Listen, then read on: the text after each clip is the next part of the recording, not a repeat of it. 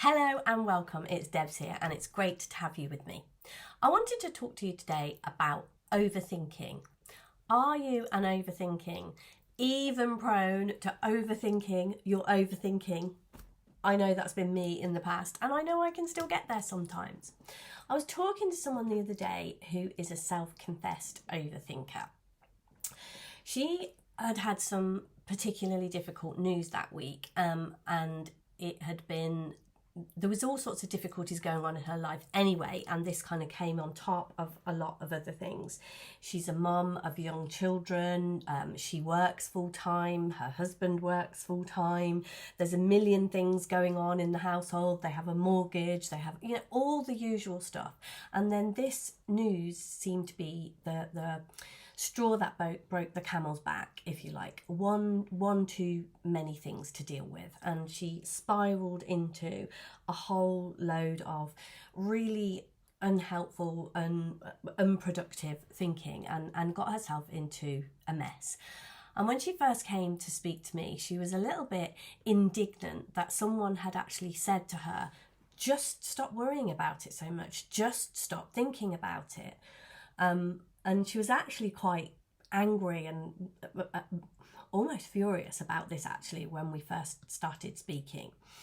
And she was like, how on earth do you just stop thinking about something that is there in your mind all day? It's just there, it appears, I don't do anything and it's just there. How do you do that? So what I see around this is when someone tries to tell you not to think about something, like just say, don't think about the Eiffel Tower, what happens straight away? The Eiffel Tower pops into your mind. You can't not think of something by thinking you're not going to think about it.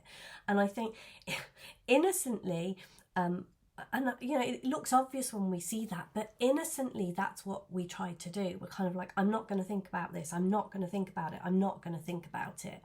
And by trying not to think about it, we can't help but put ourselves into a loop of thinking about it. And it's there and we start thinking about it and then we think, I'm not going to think about it, and just get ourselves into this messy loop. So on the other hand, if I was going to tell you about a trip I took the other day to the beach, it's winter here, but the beach, like the sky, it was such a beautiful day. The sky was blue, the sea was blue, the reflection of both were amazing. And it just felt so lovely on the beach. I decided to take my shoes and socks off, and putting my toes in the icy freezing water really made me, it made me buzzy. It definitely brought something alive in me. The smell of I love the smell of being on the beach when it's like that. The tide was out and the sand just went for miles, and when I was walking I really I got lovely and warm in the sun, and it was that cold but the warmth of the sun, it was just lovely. And as I walked to the end of the beach and I had a hot chocolate at the cafe there, oh my gosh, the hot chocolate was divine. Are you thinking about the Eiffel Tower now? You have to learn to remove your attention from something. That is what gets it out of your mind. That is what stops you thinking about it. And when something is really bothering you, the best place to move your attention to is something that is of a higher level of consciousness.